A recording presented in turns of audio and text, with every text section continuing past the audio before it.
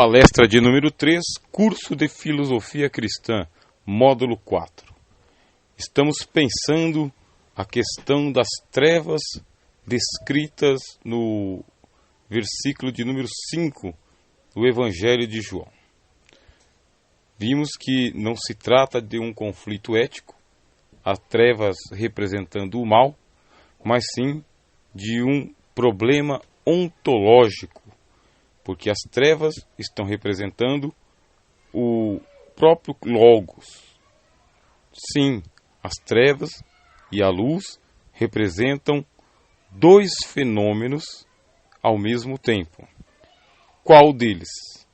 O fenômeno da revelação do Logos, a aparição do Logos, o resplandecimento do Logos e, ao mesmo tempo, o seu ocultamento. Por isso que se diz, Foz resplandece a escotia, e a escotia não catalambano Foz, não compreende, ou não suporta, ou não resiste, se submete. Seja bem-vindo ao módulo 4 do nosso curso de Filosofia Cristã. Por que João usou o termo escotia?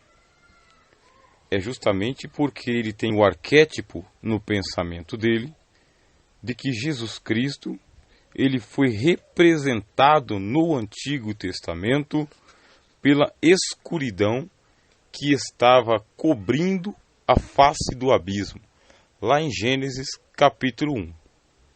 Você já leu e você já sabe. Havia trevas sobre a face do abismo. Também já sabe que o abismo está representando a divindade. E o dilema aqui é justamente que a divindade encobre a divindade, ou que a divindade envolve a divindade. Uma metáfora que pode ajudar você a entender melhor o que estou explicando é o seguinte: Jesus Cristo é a face divina de Deus virada para nós. Ele está com a face divina virada para nós. Agora, existe um divino em Jesus Cristo que está virado para Deus. E este divino virado para Deus não está revelado para nós. O que está revelado para nós é o divino Logos. É como se ele estivesse de costas para Deus, de frente para nós, mas as costas de Jesus suporta toda a imensurabilidade de Deus, toda a sua gigantesca glória, sua insuportável glória, imarcessível glória. Você conseguiu compreender aí a metáfora? Ele está de costas para a divindade e com as suas costas ele está suportando Deus. E está virado para nós. E nós vemos a sua face, a face do unigênito Filho de Deus. Esta é a face que Deus pode mostrar para nós, a face do Logos. Agora, a outra face, que é da plena divindade, esta não pode ser suportada por nós. Só pode ser suportada pelo Logos. É isto que nós chamamos de abismo da divindade. Ele é insuportável. A mente mais infantil da Terra consegue compreender que Deus, em sua totalidade, não pode adentrar ao mundo e nem se mostrar ao mundo. A ideia é bem simples. Nós temos uma matéria em filosofia chamada de epistemologia. Eu vou explicar aqui neste áudio de número 3. É bom que você continue acompanhando o nosso curso, porque já passei muitos conceitos da filosofia comum para a filosofia cristã, e você pode inclusive dar prosseguimento em qualquer faculdade, qualquer universidade de filosofia, e vai encontrar esses conceitos de novo.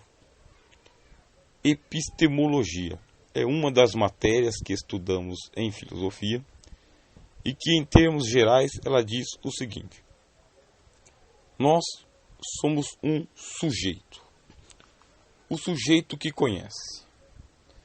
E aquilo que nós conhecemos é o objeto. O objeto está fora do sujeito. O objeto está distante do sujeito. E ele é objeto justamente por quê? Porque ele interessa ao sujeito, que sou eu quem quero conhecer. Mas, se eu não quiser conhecer o objeto, ele continua na ignorância, na obscuridade, no entenebrecimento. Eu não sei que ele existe. O objeto, para ser objeto, precisa ser percebido pelo sujeito que vai conhecê-lo. E se o sujeito não se interessar pelo objeto, ele nem existe. Ele não possui existência, porque não foi percebido pelo sujeito. Escuta, eu estou sendo redundante justamente para ficar bem fixo na tua mente. Agora vamos lá. Vamos supor uma flor. Qualquer flor. Pertence ao mundo da botânica. Pois bem, eu não sou botânico. Então as flores, para mim, elas só existem enquanto paisagem. Não representam nada para mim. Fazem parte da cena. Já não é assim para o botânico. Porque o botânico se interessa pela flor enquanto objeto de estudo. Eu olho todas as flores e, para mim, elas só se diferenciam porque são de tamanhos diferentes, formatos diferentes, cores diferentes e até possuem cheiro diferente, fragrância diferente. O botânico já não vê assim. Ele se aproxima do objeto. E ele vai conhecer a flor desde a raiz, o caule, a seiva, as pétalas, a fragrância. Vai poder estudar esta flor como um objeto. Acontece que a flor ela é tão complexa, que muito tempo se passa desde a aproximação do sujeito, o botânico, até a apropriação do objeto, a flor. Chegará um dia, chegará um tempo, em que o botânico ele vai descrever todas as características desta flor, até a sua semente, até a sua germinação, até o solo em que ela se adapta e ela se reproduz, a temperatura, incidência da luz, até o ponto dela se secar. O botânico ele é um especialista nesta flor. E agora, esta flor objeto, ela foi apropriada pelo sujeito. E o sujeito a pode manipular. O sujeito tem uma relação com ela agora. Você entendeu? A epistemologia, ela vai dizer o seguinte, aplicada aqui ao nosso curso de filosofia. Deus é o objeto. Eu sou o sujeito. Deus é o objeto, mas enquanto eu não o percebê-lo, é como se ele não existisse. E aqui surge o fenômeno do agnosticismo, do ateísmo, do animismo, do fetichismo, do panteísmo, do paneteísmo, da idolatria e todas as manifestações religiosas. Por quê? Porque Deus é um objeto distante da criação. E enquanto eu não me acercar da divindade, ele é para mim um desconhecido. Por isso surgem os agnósticos. Creem que Deus existe, mas que não pode ser conhecido. Agnósticos. ou dos ateus, que não creem que exista o ser Deus. Portanto, nem pode ser conhecido porque não existe. O fenômeno dos fetichistas, que acreditam que a divindade pode ser manipulada e invocada através de objetos. Ou os panteístas, que dizem Deus em tudo, tudo em Deus, ou tudo é Deus. Ora, para nós, cristãos, leitores, isto nos parece um barbarismo. E de fato é um barbarismo. Pode Deus ser conhecido? Podemos nós, enquanto sujeitos, nos apropriarmos do abismo da divindade, da pessoa de Deus, quem Ele é, na sua completude, na sua imensurabilidade, na sua inabarcância? Se esses termos são novos para você e você quiser conhecer um pouco mais sobre eles, recomendo que assista aos meus vídeos, que está no meu canal do YouTube, Professor Rogério de Souza, onde eu criei ali uma playlist para os estudantes de teologia, 15 aulas de teísmo, e vou deixar o link aqui depois deste áudio para você acompanhar. Será que nós poderemos nos apropriar do conhecimento de Deus e fazermos com ele assim como o botânico faz com a flor? Poderemos dimensioná-lo? Encontrar o seu lado direito e o seu lado esquerdo? Medir a sua altura? Pesar o seu peso? Descrever a cor dos seus olhos? Tocar a tessitura de sua pele? É isso que nós estávamos falando aqui no começo. Existe um lado de Deus que é obscuro, um lado que é tenebroso, escurecido. E por quê? Porque não pode ser apreendido por nós que somos os sujeitos que querem conhecer. Mas queremos conhecer. Quem pode conhecer Deus? Somente Deus. Ele vai escapar de nossas propriedades cognitivas. Simplesmente é impossível conhecer Deus, porque para conhecê-lo teríamos que delimitá-lo, assim como faz o botânico com a flor. Ele não estudou todas as flores, ele estudou uma flor de cada vez. Agora, isto é impossível no que se refere a Deus. Para exemplificar para você, mais uma vez, você já ouviu falar do atributo da onipotência de Deus? Esse atributo diz que ele é todo poderoso, pode tudo, tudo pode, onipotência. E o outro atributo, onisciência, sabe de tudo, tudo sabe. E o da sua onipresença, está em todos os lugares, e sempre esteve, e de lá nunca pode sair. São 3 atributos, correto? Onipotência, onisciência e onipresença.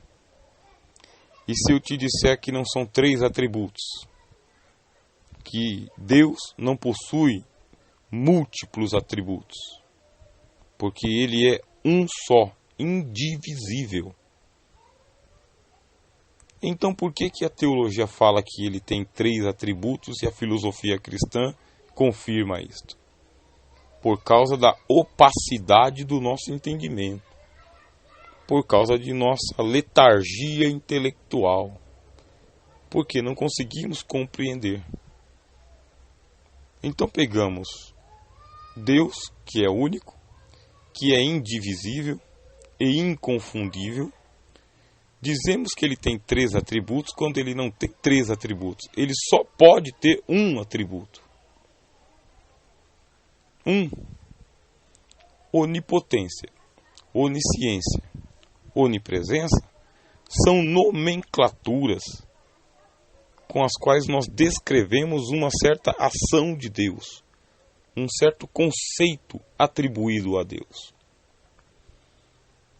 Mas é um único atributo que se manifesta de forma diferente. Ponto. E por aí vai.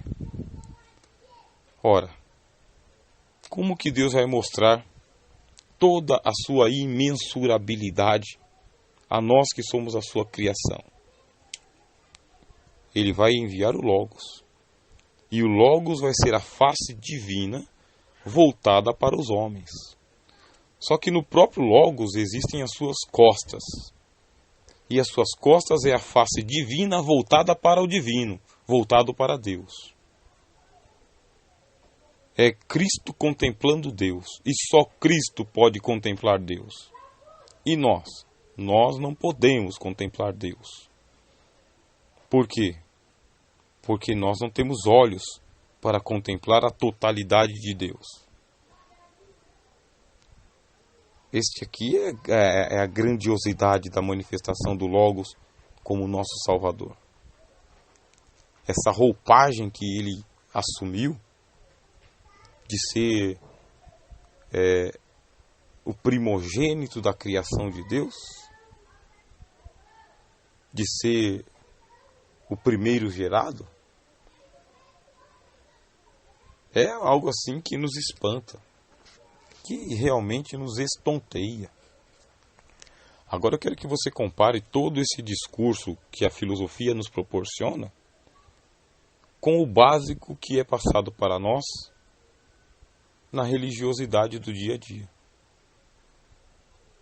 Perceba que a religiosidade ela trabalha com discursos bem toscos, que esbarram na idolatria e no próprio sacrilégio. Porque é só isso que ela pode fazer mesmo. Agora, uma vez que a gente queira ter um encontro com o Logos do Evangelho, que proporcione a nós uma espiritualidade gerada por ele, sem a mediação da religião. Que tipo de pessoas será que nós vamos nos tornar? Que tipo de cristão nós vamos nos tornar? Qual será o nosso grau de espiritualidade? Vou adiantar um pouco. Ora, uma vez que nós compreendemos que o Logos é foz, luz, e escotia, trevas, e que a nós compete conhecer o que é dado por revelação, pela foz, e que nós entramos em comunhão plena com este Logos, com esta revelação de Deus, leia a totalidade do Evangelho de João. Veja em que categorias que nós somos postos e colocados. Simplesmente a nossa espiritualidade será igual à do Logos. E isto não é empáfia, nem prepotência, nem soberba e nem blasfêmia. Palavras dele. Aquele que crer em mim fará as obras que eu faço. Aos que crerem no Logos, Deus lhes dará poder para serem feitos filhos de Deus. Não serão mais tratados como escravos, mas como amigos, porque estão com o Logos desde o princípio. É um projeto de criação que o Logos veio fazer e que começa nele. Não começa em Gênesis 1:1. Começa aqui, na encarnação do Filho de Deus. É aqui que começa a criação verdadeira. Aí você pergunta, mas e toda aquela criação que pré-existe a encarnação do Logos? Desde Gênesis 1 até aqui, João 1. O que é que nós vamos fazer com toda essa criação? O próprio Evangelho de João diz: todas as coisas foram feitas por ele, e sem ele, nada do que foi feito se fez. Do Logos para trás, nada existe, nada foi feito, nada se fez. Para que veio o Logos ao mundo?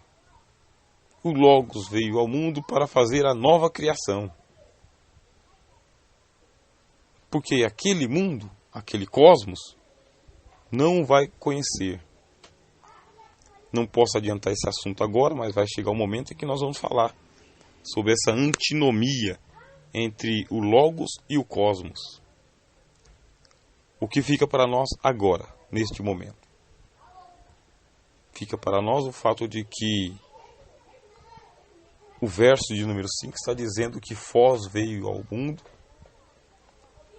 e que escotia as trevas, não suportaram o resplendor do Logos. Aos poucos ele foi se virando, mostrando a sua face, trazendo iluminação, tirando o entenebrecimento. Ele veio nos descortinando Deus, que antes da vinda do Logos não estava por perto, estava fora, longe, mediado por anjos. Mas agora ele vem na plenitude da face divina, até onde é possível ao homem contemplar. Então ele foi afastando, e ele continua afastando, as trevas que existem a respeito de Deus. Não se esqueça. Estou para terminar, mas vou aproveitar aqui os 9 últimos minutos para lembrar que Jesus Cristo, ele vai ser colocado lado a lado com as várias sombras que existem no Antigo Testamento. E uma das sombras que nós temos lá é justamente Moisés. Moisés é uma das sombras de Cristo. Quando eu estava lá no módulo de número 2, terminando o módulo 2, eu até aconselho você a ouvir os 3 últimos áudios. Nós tivemos assim um momento de epifania ao pensarmos em Moisés subindo o Monte Sinai e descendo. Volte lá no módulo 2, assiste, ouça as 3 últimas aulas. Moisés, ele é uma sombra do Cristo, andando no Antigo Testamento. Ele é uma sombra do Cristo e veja só, ele está na península do Sinai. E de repente ele vê uma sarça que está em foz, uma sarça que está iluminada, que está ardendo. Então ele vai se aproximando da sarça. Veja só que sombra que foi criada para nós ali, extraordinária. À medida que ele vai se aproximando da sarça, sai uma voz, dizendo: Moisés, não se vire para cá. Tira as sandálias dos teus pés, porque a terra em que estás pisando é terra santa. Moisés, cobrindo o seu rosto, não olhava para a sarça. Tomou o seu manto e cobriu a sua face. Ponto. Esse é o texto. Texto velado, está bem? Não é revelado. Texto velado. Porque ali Moisés é Cristo. Vamos lá. Por que ali Moisés é Cristo? Ele vai se aproximando da sarça. A sarça está brilhando. E a sarça diz: não se vire para cá. Não é hora de você ser iluminado. Agora é o momento de você cobrir o rosto e não de mostrar o rosto. Você vai contemplar a divindade. E para contemplar a divindade, você não tem condições de contemplar o face a face, olhando para ele. Você precisa esconder o rosto. E é o que Moisés faz. Ele esconde o rosto. E quando ele esconde o rosto, ele está representando esse lado escondido do Cristo. Você agora entendeu? Quando eu estava falando de Cristo virado de costas para a divindade? No escuro, as trevas cobriam a face do abismo. É no escuro. E ele não pode revelar Deus, a escuridade de Deus para nós. Por quê? Porque vem do próprio Deus a determinação de dizendo, não te vires para cá. Isso é muito mais profundo. E graças a Deus, a filosofia nos dá essa abertura para pararmos e pensarmos. Isso é muito profundo. A face de Cristo, do Logos, virada para nós, esta pode ser contemplada por nós. Agora, ele mesmo não pode pegar a face do Logos dele, que a gente chama de a face humana, ele mesmo não pode pegar essa face e virar para o lado da divindade. Você sabia disso? O Logos é a revelação de Deus para o cosmos, para o mundo, para nós. Se Cristo quer contemplar Deus na sua totalidade, ele precisa contemplá-lo com a outra face que está nas suas costas, que é aquela reserva de divindade, e eu usei uma linguagem bem metafórica, bem pobre, bem diminuída, quando eu falo reserva de divindade. Mas vou continuar com essa metáfora mesmo. Se ele quer contemplar Deus na sua totalidade, na sua completude e na sua incompreensibilidade, ele deve contemplar com aquela reserva de divindade que foi mantida sem participar de sua encarnação. Quem foi que disse isso para nós foi o próprio Cristo, tá? Ele disse, ninguém subiu ao céu, senão o Filho do Homem, que desceu do céu. Ora, e no mesmo texto ele diz, e que está no céu. Ao mesmo tempo que o Cristo Logos estava aqui na terra, ele estava no céu. Como? Não sei. É um mistério. Mas como eu disse, uma metáfora que eu utilizei aqui, Deus na sua plenitude, meu amigo, Deus na sua completude, só pode ser apreendido pelo Logos, mas não o Logos virado para nós, e sim pelas costas do Logos, por Jesus Cristo, Deus. E segurando Deus, eu posso dizer, vamos supor que uma parede estivesse para cair, uma parede, aí você pega e vira de costas e segura a parede com as costas, é mais ou menos essa a ideia. Para piorar um pouquinho mais a nossa situação. É como se uma represa gigantesca estivesse para explodir. Um dique está represando a água. E aí chega um homem, eu, e coloco-me de costas para poder segurar esta parede. Consigo? Não. Quem chega então? Chega Deus, o Logos. E o Logos consegue suportar essa parede que está para estourar e derramar toda a divindade sobre o mundo. Mas ele faz isso de costas. E ele faz isso até hoje. Até agora. E aqui vai entrar uma angústia para terminar o áudio. Em nosso peito, em nosso coração. E que angústia é essa?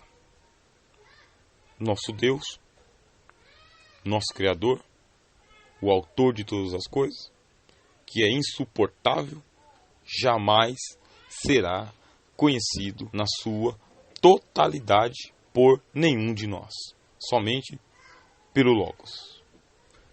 E o que de Deus pode se conhecer está revelado no Logos, na sua face divino-humana, virada para nós. E além da sua face não temos como acessar, nem conhecer e nem saber. É simples assim.